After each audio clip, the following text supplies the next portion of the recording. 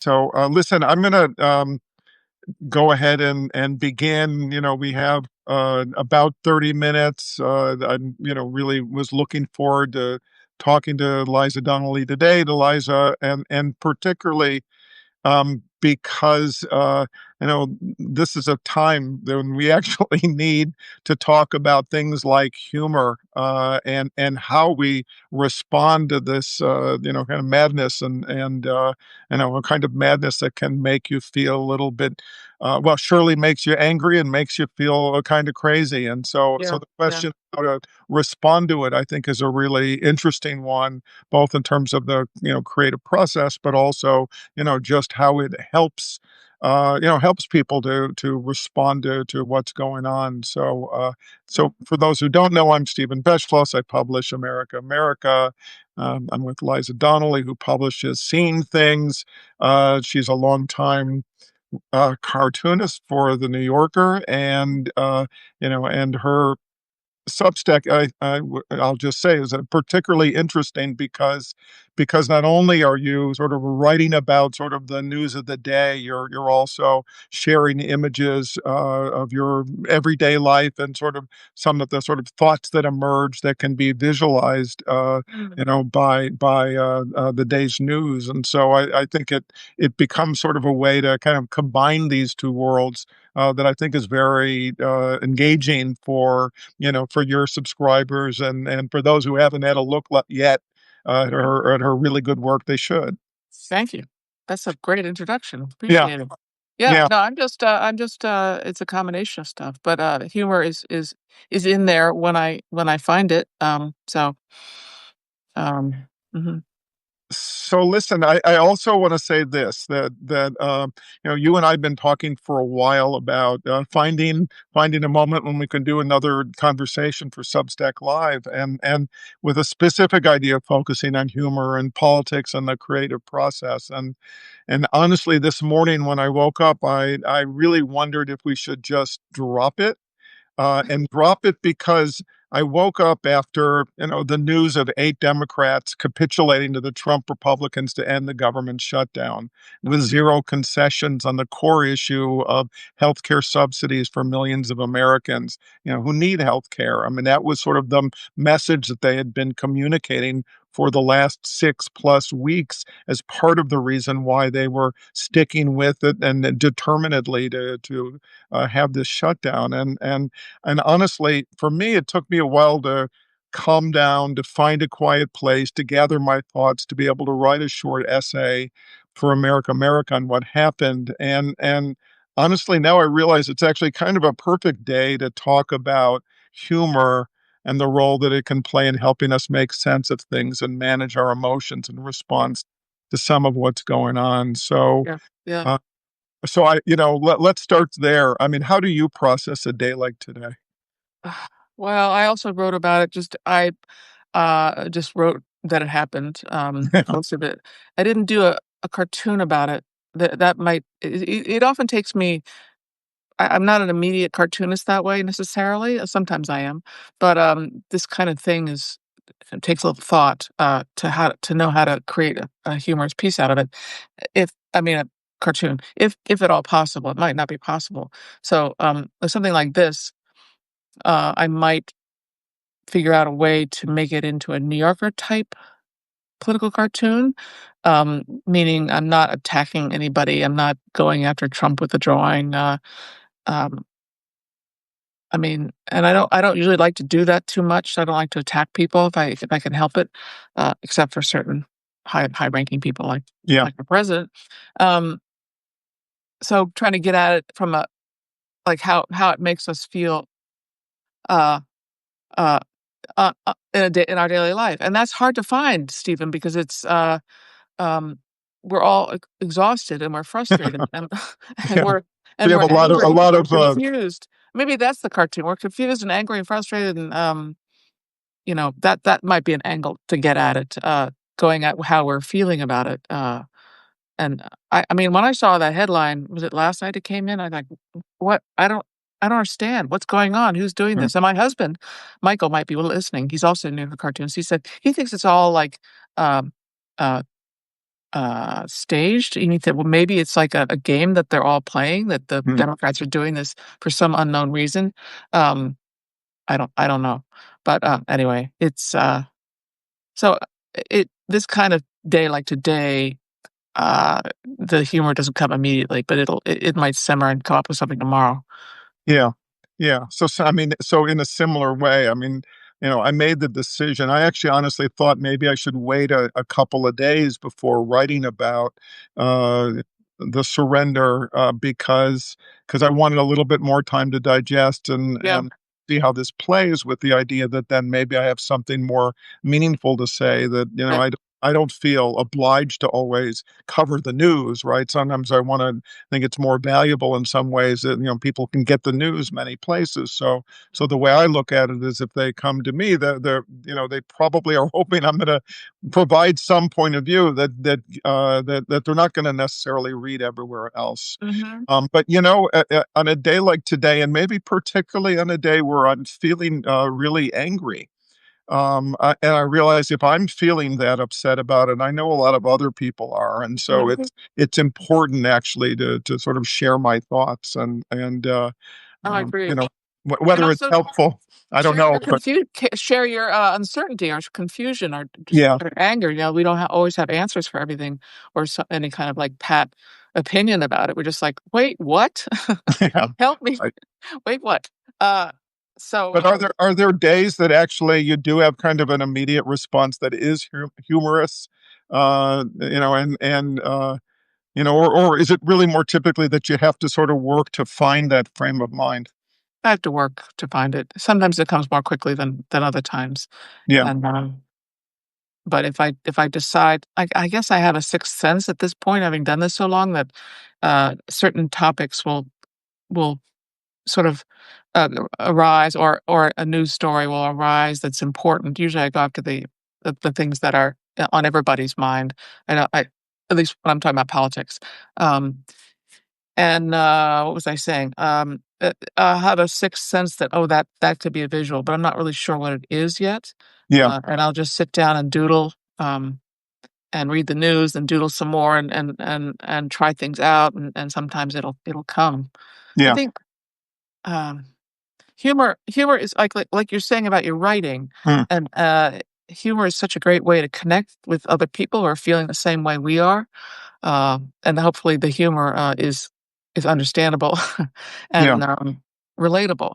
That's why I love making it about daily life, and so if I can figure out a way to plug in the politics into a daily life cartoon, right. we can all hopefully go like, "Oh, yeah, that's how I felt yesterday," or whatever. So, yeah, so let's pull back for a second. I mean, is it right that, that in your view, I mean, humor, is not just a release, a kind of emotional release, but it actually can be a useful tool Mhm, in this particular case, to be able to oppose the regime. mhm. And Well, is that uh something that you see yourself doing? And are there other people you think are doing it particularly well? And they don't even necessarily have to be cartoonists, right? uh-huh. I'll just speak about cartoonists at the moment. Uh, well, I think one of the biggest roles of what we do is to provide, connection with other people who might feel similarly, that which is unfortunate because, my work doesn't get seen by people, mostly doesn't get seen by people who disagree with me, Mm, I think, and that might be true of my colleagues too. I don't know, I'm thinking of Ann Tellness, I'm thinking of Mike Lukovich, who's does cartoons for the, Atlanta Journal-Constitution. He's quite amazing. I love his cartoons are always spot on, and they're very different, and they're not mean all the time, they don't, and neither, I mean, Ann Tellers can really skewer Trump yeah, and his administration, beautifully. But, so, that's one of the problems with editorial cartoons is they don't always reach across the other aisle, or if they do, it just doesn't do anything. So, um I don't know. I can't not do it, you know? yeah, So I guess what I see myself providing is, perhaps like you do with your writing, is a place for people to come so they don't feel so alone. yeah.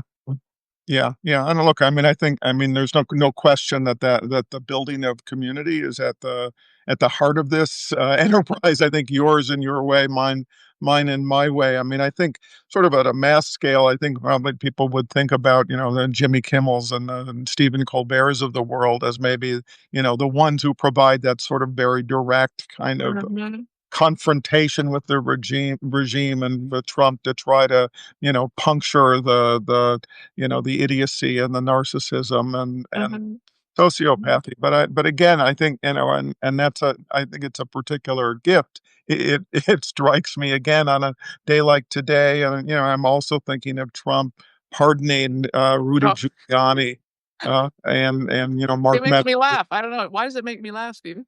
Well, I mean, Because good it's for you. absurd. Uh, I mean, it's a preemptive pardon, and and he's been held accountable in certain ways, and he still is sort of at, at at risk at a state level, as are the other ones that he preemptively pardoned. But for me, it's sort of all this sort of part of this guy who has been immunized by John Roberts' Supreme Court, that supermajority who has basically said you can do whatever you want, and he's still, after everything, he's still essentially, by their pardoning, saying, and his, propagandist Caroline Levitt today was talking about this group of people that he's pardoned as quote unquote great Americans.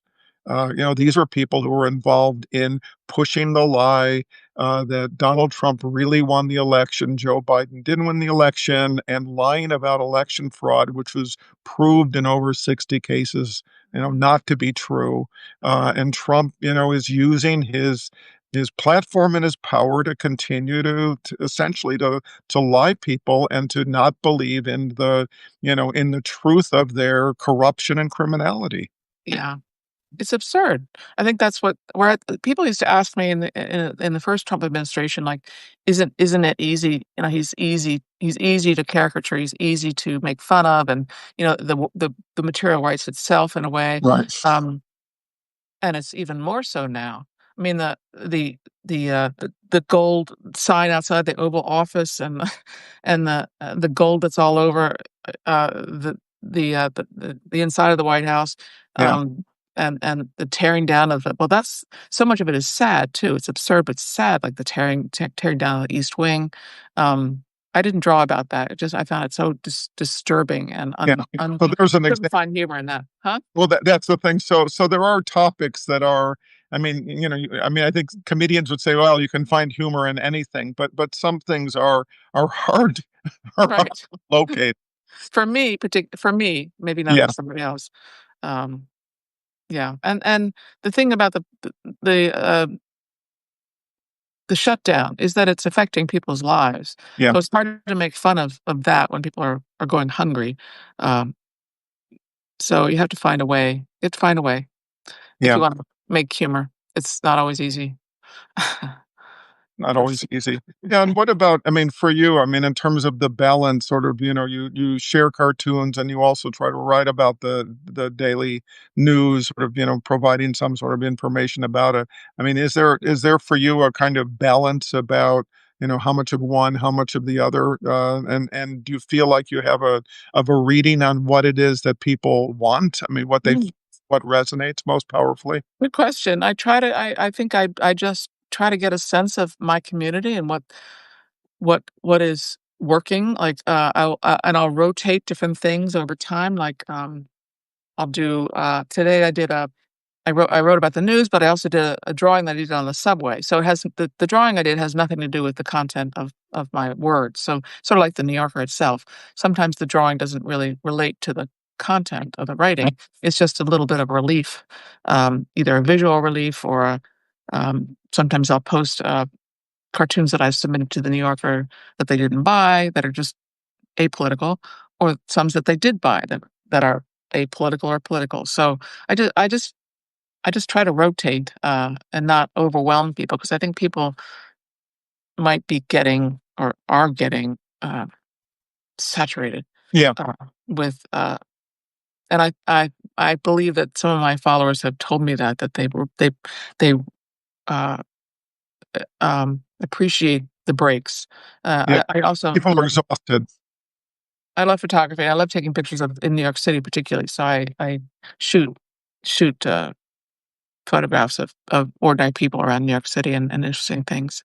So, yeah, it's, I think, because we're not all one, as creatives, we're you and I and other people, we're not just one thing. We could be Mm, we see the world in many different ways, verbally, visually, um, you know? yeah, I was do you know the artist Ben Shahn? sure. He was an activist artist, in the 30s and 40s, and, amazing guy, printmaker. He had a show at the Jewish Museum recently, and I looked to him because he often did many different things. He did posters, he did political cartoons, he did illustrations, he did photographs. So, we're all full of different we don't all fit into a neat category. Yeah, So and readers don't either. So I think providing them with a variety of things, is good. At least I mean, and it's coming from me, so at least I guess that's the core of it. So, yeah, yeah, yeah. Well, look, I mean, I think I go through periods where I think people hope that I can find something hopeful to write about, and it's often a challenge. yeah. I think people, if I'm doing piece after piece, that's sort of very kind of a tough look at Trump and the administration and so forth. I do think it reaches a point where people are, they don't necessarily say like I'm sick of it, please stop. I mean, but I do think people get saturated, as you Yeah, and, yeah. there's a point where people do need a break, and, I would say when I love arts and culture, and I like sort of doing things that are, from other realms, and usually when I'll share a piece like that, people are very grateful for a break from the action, 'cause Yeah. it's been harder and harder to find a day where the daily onslaught of demolition, destruction of American, institutions and liberal government and abuses on the streets. I mean, all of it sort of coming together where it sort of feels like, how can you have a lighter day because the days are not very light. Mhm, But it's mhm, exactly when those days sort of build one on top of another that it becomes that much more important mhm, to mhm. to share from another space. So, look, I want to talk about your film, because you Okay, have a thank you. film coming out, and I want to take some minutes so that people can learn about that, because I think I had a chance to look at some of it, and it's a really interesting, and I think important work again in this sort of moment. But I want to actually talk for a moment first about not a cartoon, but the photograph from a few days ago when there was the medical emergency in the Oval Office, Mhm, and, the healthcare executive that collapsed. Trump looked over at it for a moment, and then he just sort of, zoned out, standing behind the desk, and photographer from, actually Agent, uh, France Presse, from Getty Images was able to sort of capture that moment in time, and I suggested that it may end up being sort of the definitive image of the Trump years. Here's this guy who is seems absolutely indifferent to the emergency and the suffering that's going on in part of the photograph in the same space where he is, and it's specific to that moment, and it's almost too on the nose as metaphors go. But I'm curious how you reacted to it, and whether you view it like I do, that it may actually be one of those images that really endures as a document, mhm.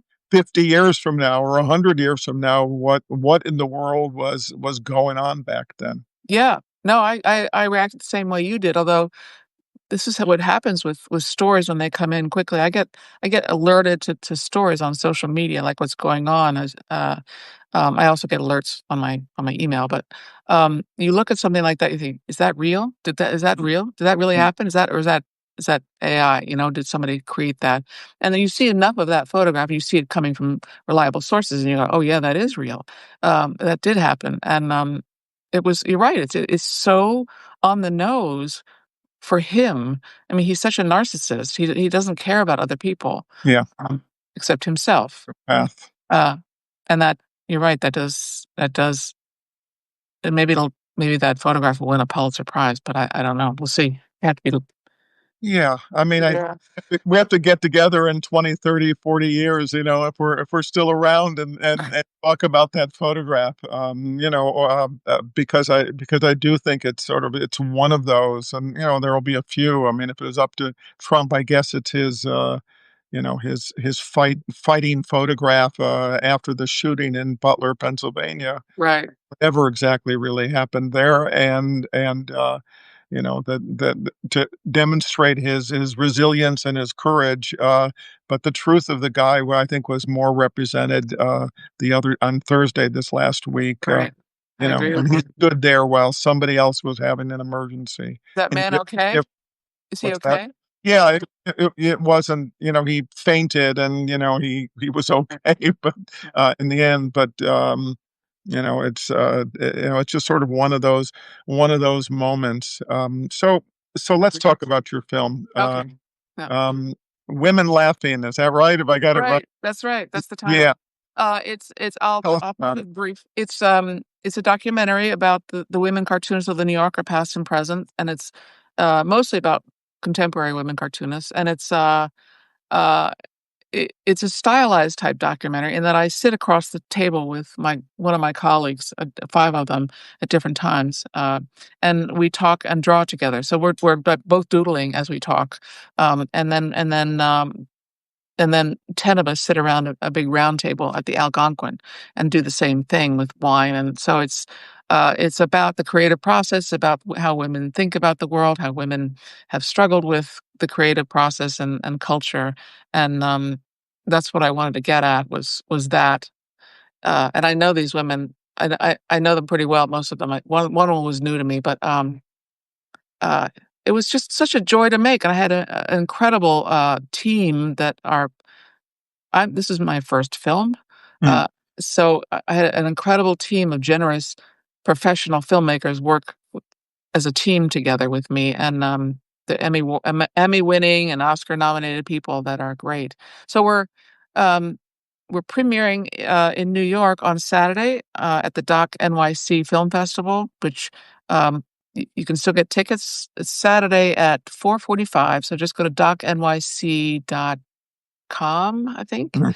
and, put in "Women Laughing." We're a long short, 37 minutes, so we're in a block of other shorts, so but you can find it and get tickets. It's also another screening on Monday, the But 17th. so tell me why you made the film. Why did you want to make it? And why do you think it's important that it's happened? Yeah, well, that's the other thing I wanted to say, Stephen, apropos of our conversation here, is that it's a joyous movie. It's a funny movie. There's a lot of cartoons in it. The women are very funny, but it also has a serious side to it, and that's the one thing I love about many New Yorker cartoons is they can be hilarious, but they can also be insightful and funny and make you think about something differently.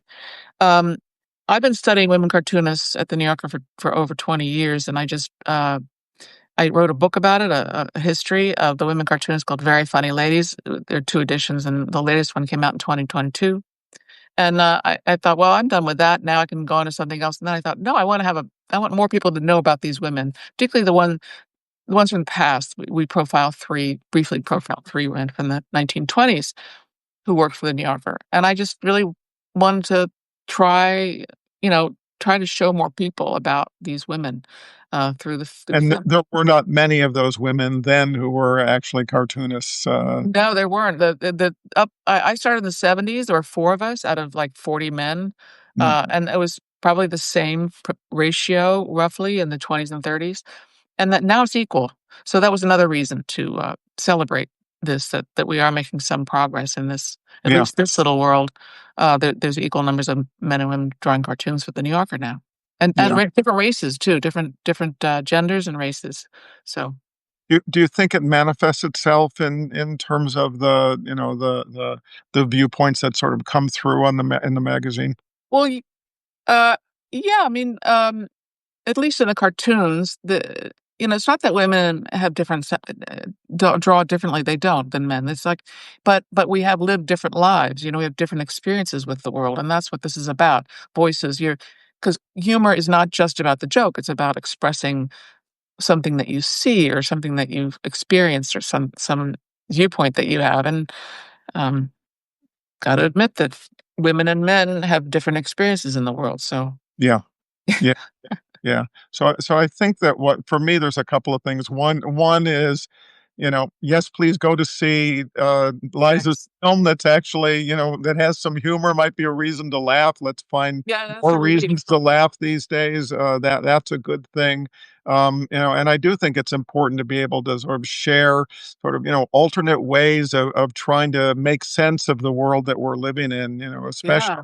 Oh, and, I mean, I have to say this about, so-called DEI because it's sort of it's part of it, diversity, equity, inclusion, right, which has been treated, by this regime as a dirty acronym and a set of ideas that are somehow anathema to a good society when it's exactly the opposite, and the importance of being able to have diversity of people and diversity of lived experiences, diversity of viewpoints. It's actually what makes our country richer. It's actually, if you're in a work situation, I mean, I've in academia, I've been in universities with very, very diverse populations of people, and it's well understood, by having this sort of diversity of people, guess what happens? The questions that are asked are different, Yeah. a variety of not only of questions, but also of answers, and we live Yeah. at a moment, and I'm speechifying a little bit, but we're living in a moment, the world is highly uncertain, highly complex, overwhelming in a lot of ways, and we need more creative thinking, more creative ideas, more diversity of people, which leads to more diversity of questions, and ideally, then more solutions that come from being able to use that diversity to find the best responses to the world that we live in. So, Mhm. um, so Well said. Yeah. Well said. When I wrote my book, I interviewed the cartoon editor who brought me in. Lee Lorenz was his name, and I asked him because when he started in the '70s as cartoon editor, he brought in a few women: Roz Chast, myself, Merritt Carlin, Rosanengo, and then a few more in the '80s. And I said, "Were you looking for women cartoonists?" He said, "No, I was looking for different ways of expressing humor." So when right. you look for different ways to express anything, humor, literature, whatever, you're gonna get diversity. So, So there you thank go. thank you for this conversation. That's Thank great. you for making the film. I do hope people see it. I hope you'll find a way for it to be seeable for people if they can't I be will. there in person in the And coming if months. if anybody wants to know more, I mean, you can go to the Doc NYC site, but you can also go to our website, womenlaughingfilm.com, and Yeah. it's, got you can sign up for alerts, and you can read more about the team and all that, so And if you haven't checked out Liza's Substack, please do. thank If you you. have you haven't checked out America America, Please please do. do. Yeah. And really honestly, thank you everybody for joining us and Yeah. Thank looking you, forward to guys. We got a looking lot of people. It's great. Great to see everybody. Thank you my for being here. thank you all for being here. Okay. See Take you. care, Steven. Bye-bye. Keep laughing.